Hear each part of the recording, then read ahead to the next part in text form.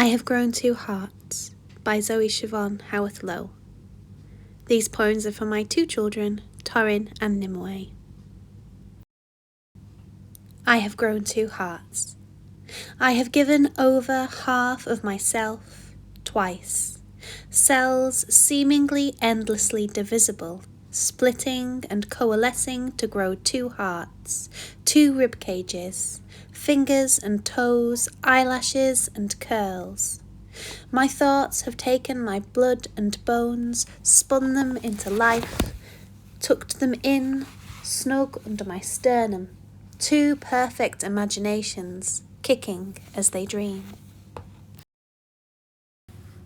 Grandchild, favourite soon, tiny toes swaddled, folded in warm blankets, gripped in hot hands, hands reaching, yes, favourite soon.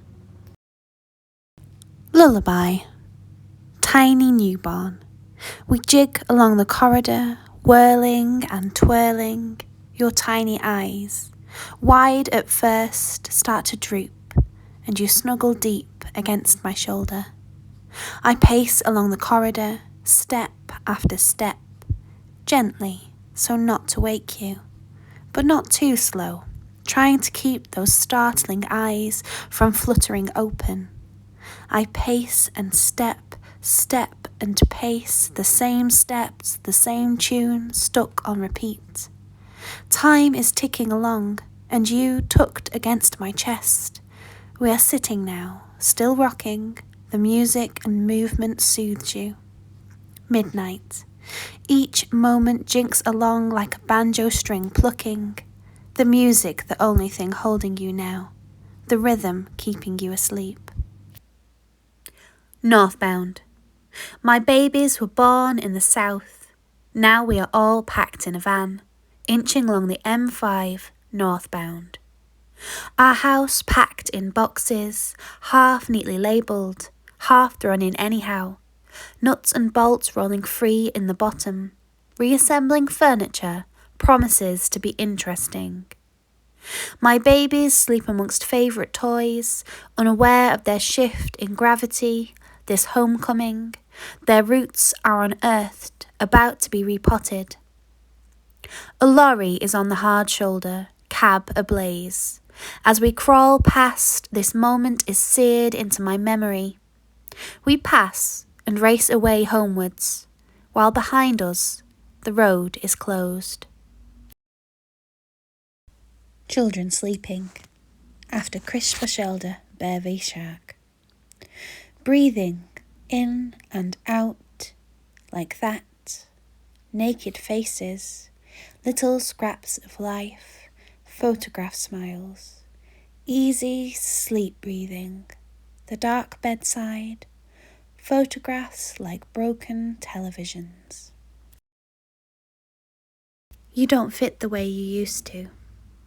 I am unable to explain my inadequacies to your nearly 5-year-old stamping foot. How you have grown too heavy for my weak hip. You are too heavy in my womb, your growing body creating a weak spot in mine. A hinge that crumples under the weight of you. I cannot carry you home. Plaiting Rapunzel's hair. I brush your tangles, grown so long now, not the wild baby curls, so tightly wound they barely bounced, tucked close round your ears. They tumble down your back, longer than they've ever been. I brush as you bounce on the balls of your feet, never still. I tease out each knot, brush to drown out my quiet thoughts. Brush, capture. I'm not quite ready to let you go yet. I brush again, slick out the tiny tangles, brush in the shine. Brush, capture, plait. Slide in bobby pins. I never know which way up the smooth side should be. Coil and catch your curls, secure in place. Watch the wispy spits escape. Still my wild girl. Soon I must teach you to brush your own hair. Image on a brass lion. I catch a glimpse of us, merged for a moment on a curve of lion. The arch of its back forces our two faces to swim together. Two Roman noses, each with a nub of bone along the ridge.